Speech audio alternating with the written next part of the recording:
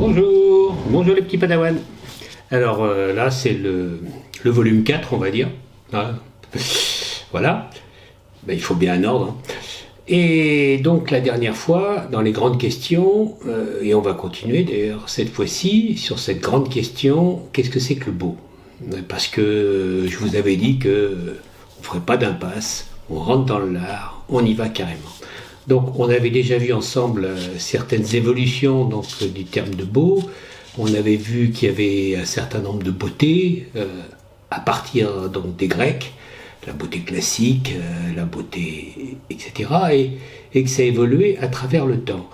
Et que le beau, c'était une valise où on y mettait les vêtements qu'on voulait. Et au fur et à mesure du temps, eh ben, les vêtements ils changent, les modes changent. Et, et le beau, c'est comme les modes, c'est une mode, ça peut changer.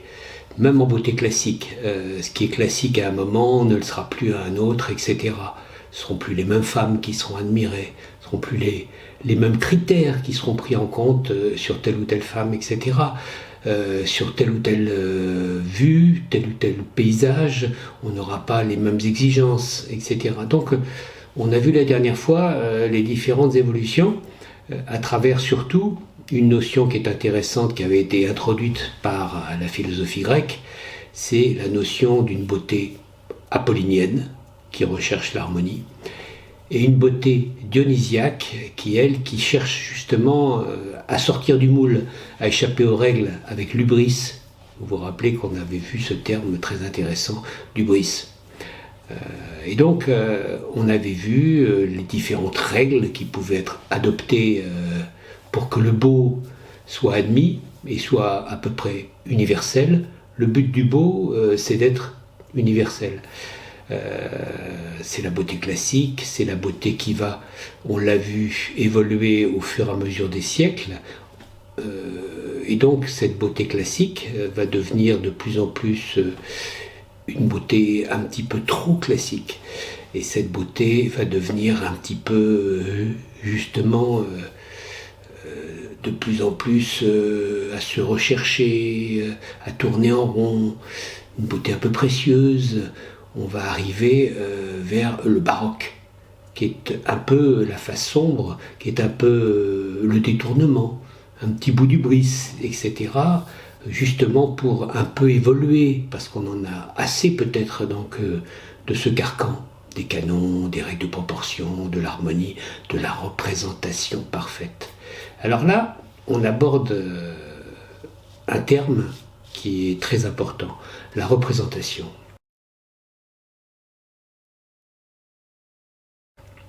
Et on va voir que on verra un petit peu plus tard, donc si dans tous ces siècles-là, la beauté c'était une beauté de la représentation, je vous avais dit qu'on commence à rechercher autre chose.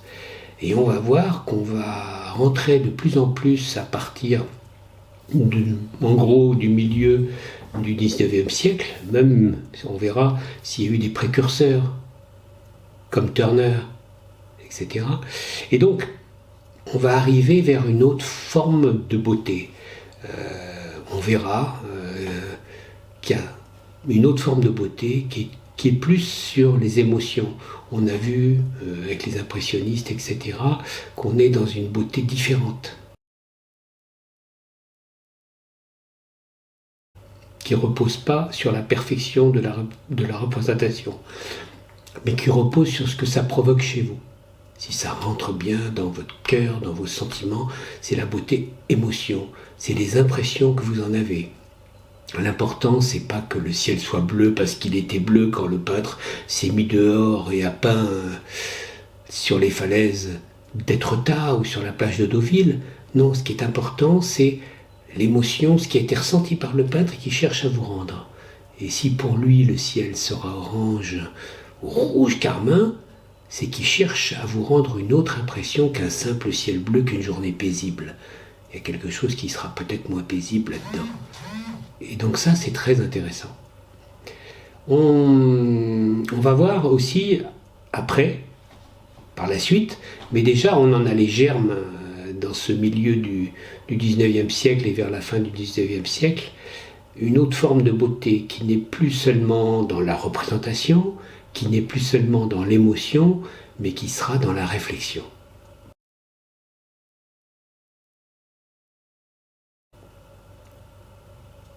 Ce qui sera beau, entre guillemets, bien sûr, je mets les guillemets, vous voyez les guillemets, c'est non pas de bien représenter, non pas de bien ressentir, mais de faire réfléchir, de faire penser à des choses que jusqu'alors les artistes ne trouvaient pas intéressantes pour mettre dans les tableaux.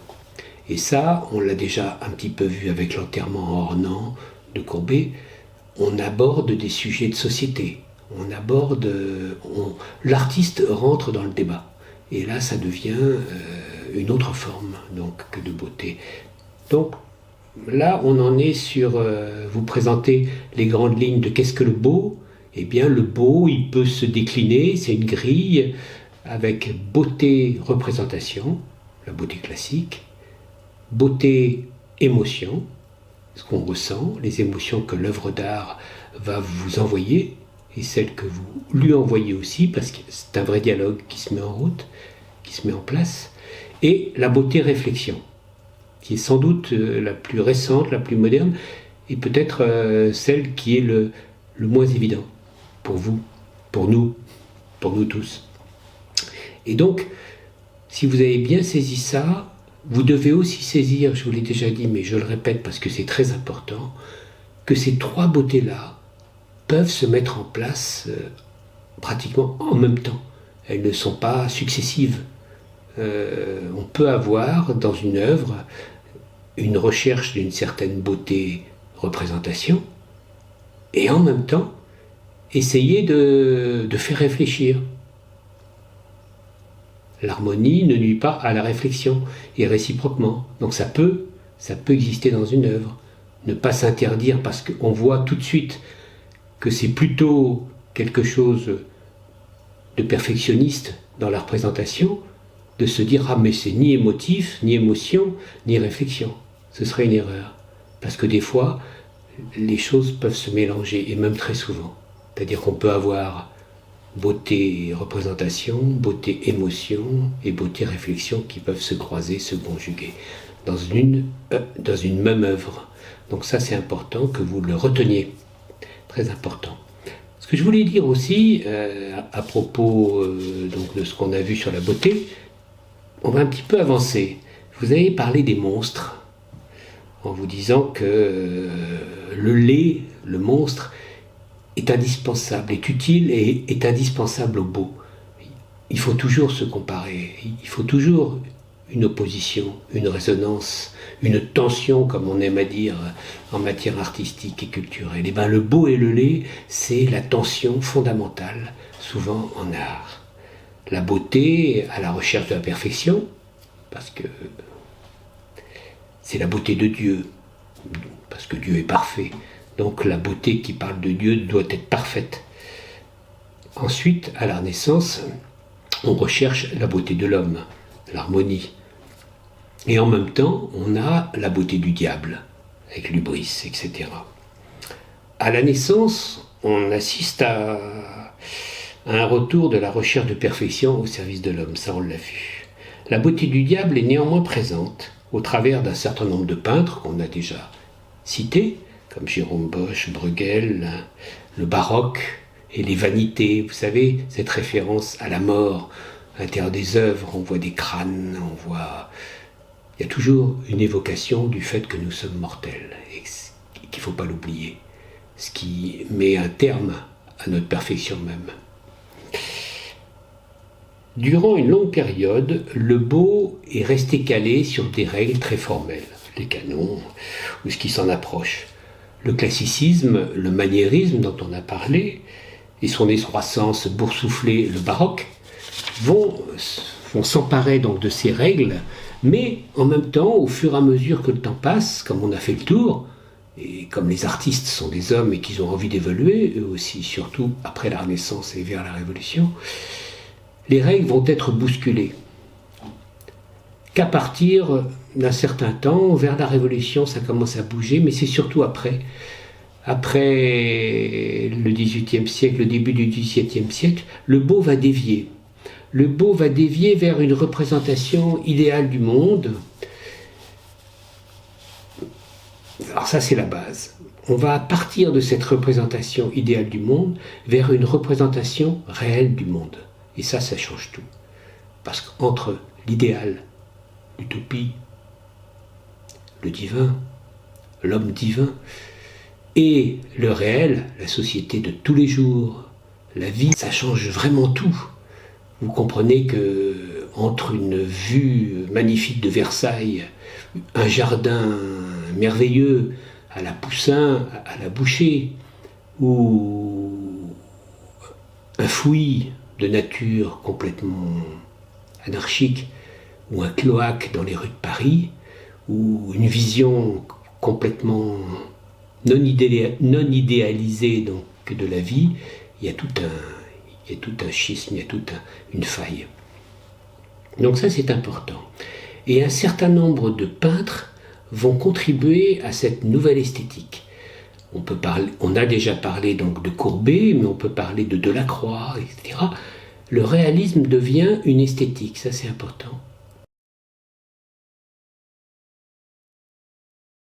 Quand il fait l'enterrement à Ornans, quand il peint l'enterrement à Ornans, je vous avais dit, il est conscient qu'il fait quelque chose d'original et surtout qui va choquer.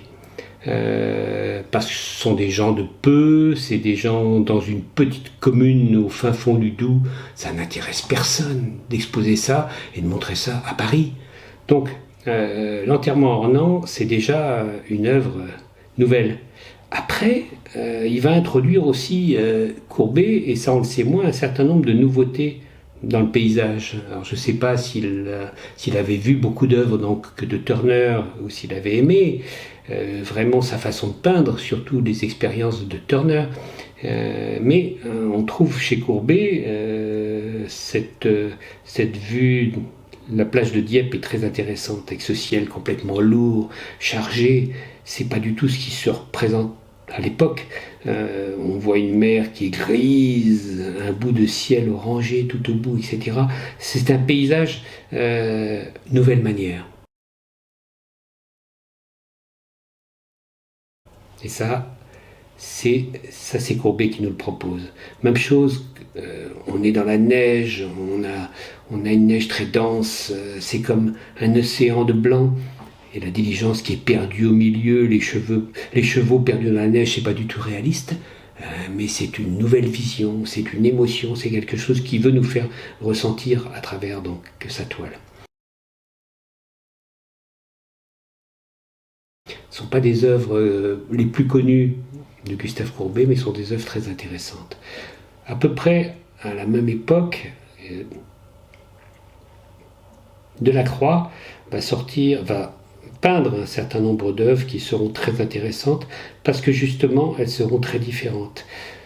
Delacroix va peindre un certain nombre des paysages aussi, va peindre un certain nombre de choses qui ne sont pas habituelles chez lui. On n'est plus avec la Victoire, avec les Trois Glorieuses, on n'est plus avec la Victoire donc que guidant le peuple, etc. On est dans des œuvres très différentes.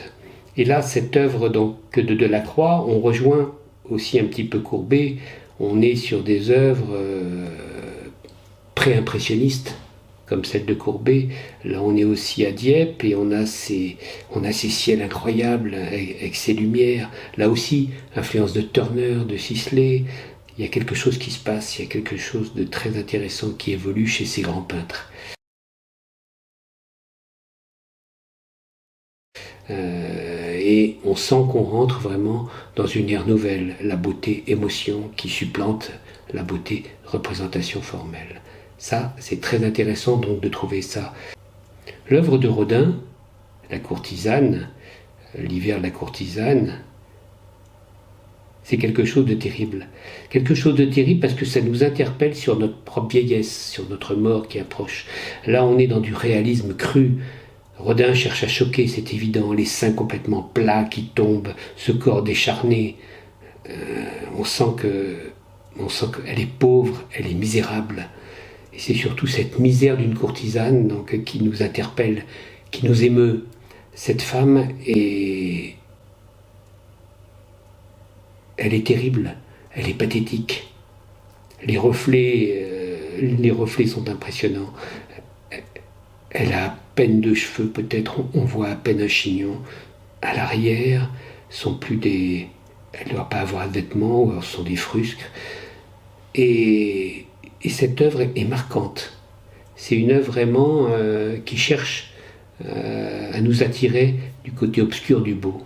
Et là, on est sur un beau émotion, on est sur quelque chose de très fort, de très très fort, donc qu'on doit à Rodin. On arrive effectivement à un changement sur les thématiques et sur les formes. Mais ce changement des formes va être de plus en plus marquant.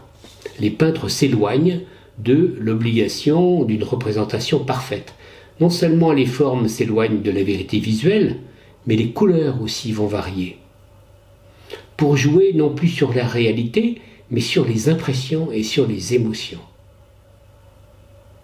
Et là, il faut qu'on parle donc de Cézanne. Alors chez Cézanne, là, effectivement, on est dans l'exemple donc d'un beau émotion. Il a complètement évolué. Ses formes sont un petit peu courbes. La Sainte Victoire qu'il a adoré représenter, il la représente. Il la connaît tellement qu'il n'a plus besoin donc de la représenter exactement. Et au fur et à mesure, il s'en éloigne. Là, c'est un ciel qui est d'un bleu étrange. La Sainte Victoire a pris des reflets blancs, argentés, un petit peu d'ocre, etc.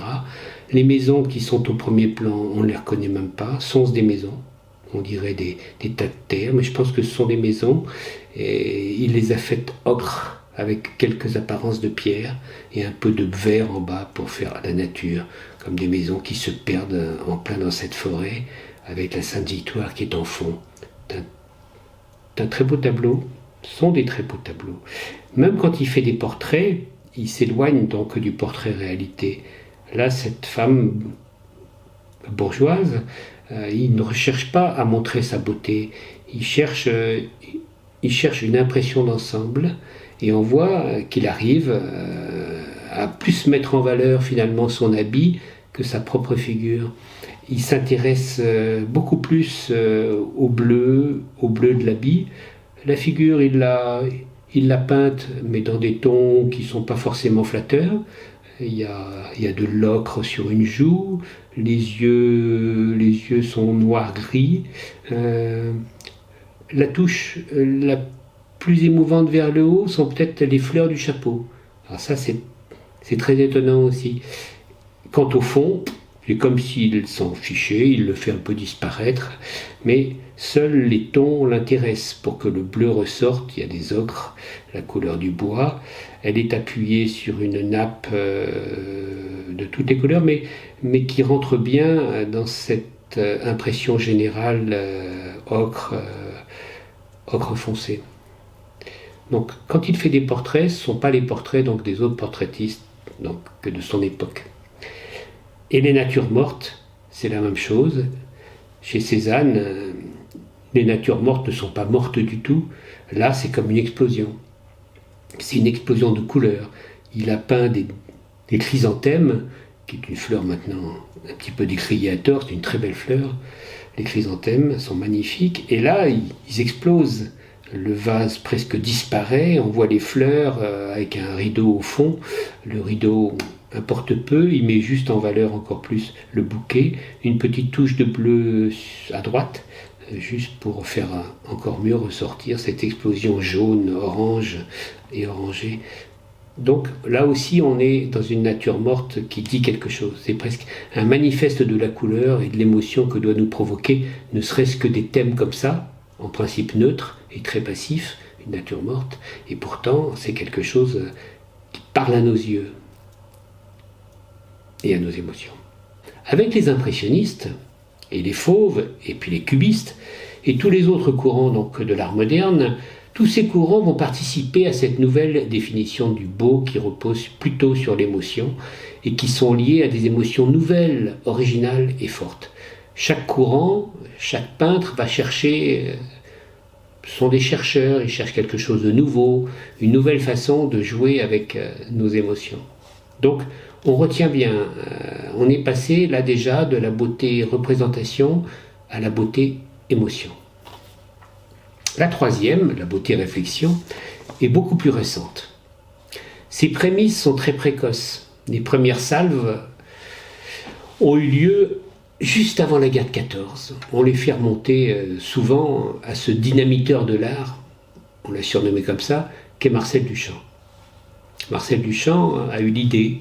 Alors, les mauvaises langues disent que c'est parce que c'était un mauvais peintre. Ce sont des mauvaises langues, et je leur laisse leur jugement. Donc, Marcel Duchamp a eu l'idée de ne pas forcément se servir des médias et des supports habituels. Et donc, il a décidé un certain nombre de fois. Déjà, il avait pris sur des thèmes originaux, il avait commencé à représenter des choses que les autres ne représentaient pas forcément. Il avait commencé à faire des sculptures aussi avec des roues de bicyclette, etc. Mais là où il a frappé fort, c'est avec sa fameuse fontaine, qui est un urinoir, qui a été exposée. Alors, l'histoire raconte qu'il l'a exposée à New York sous le nom de Richard Muth, et qui serait arrivé trop tard donc pour que ce soit pris en compte, mais ça a été quand même exposé, un peu mis au fond, un peu mis de côté, et ça a été comme une bombe, un peu comme les impressionnistes au salon donc, des indépendants. Et donc ça a été une vraie remise en cause, une vraie révolution de l'art moderne, et c'est peut-être justement les premières salves de l'art contemporain, où on cherche à réfléchir. C'est Léonard de Vinci qui avait dit que l'art était une causa mentale, une chose mentale. Et la révolution de cette beauté intellectuelle, c'est que l'essentiel est dans l'intention, dans le projet, et que c'est plus dans l'action, c'est-à-dire ce n'est plus dans l'œuvre. C'est pas l'œuvre qui est fondamentale, c'est l'idée qui a donné l'œuvre. Et ça, c'est pas facile à admettre, c'est pas facile à faire avaler à ses contemporains. Et ça a traîné sur des années et des années pour que ce travail commence à rentrer dans les consciences. Il n'est pas aisé de percevoir la beauté d'une idée, la beauté d'un projet. Et prenons à titre d'exemple une œuvre dite abstraite de Kandinsky. On va voir exactement comment ça se précise. Au premier examen, l'œuvre ne relève pas d'une beauté représentation, car il n'y a pas d'objet réel en jeu. Ensuite, nous voyons des oppositions de formes, des assemblages surprenants de couleurs. Tout n'est pas hasard, il existe un mouvement. Il y a des références aussi. Et tout cela parle à nos émotions. Il s'agit donc d'une beauté émotion. Une œuvre de Kandinsky, c'est avant tout une beauté émotion. Ce serait une erreur de relier l'art abstrait à une quelconque beauté réflexion, car il faudra attendre l'avènement de l'art conceptuel pour que l'intention soit primordiale. Donc voilà pour essayer de répondre à la question du beau. Je vous propose donc cette petite grille d'analyse qui peut vous servir et qui peut vous aider à comprendre pourquoi ça c'est de l'art, alors que ça n'en a pas l'air. Ça n'en a pas l'air par rapport à une notion de beauté qui ne lui correspond pas. Donc c'est normal. Simplement, il faut vous remettre dans le bon axe, dans le bon paradigme. Et quand une question est complexe, et celle du beau l'est particulièrement, il faut alors mettre en place une grille, c'est ce qu'on a fait, une grille de réponse. Cette grille permet d'interroger l'œuvre présentée et de savoir ce qui est au centre. Une représentation parfaitement soignée. Si c'est ça, c'est de la beauté représentation. Une impression, des émotions, quelque chose qui vous choque, qui vous émeut, qui vous transperce. Là, on est dans de la beauté émotion. Ou alors, quelque chose qui vous fait réfléchir, quelque chose qui provoque votre intellect, qui vous choque aussi.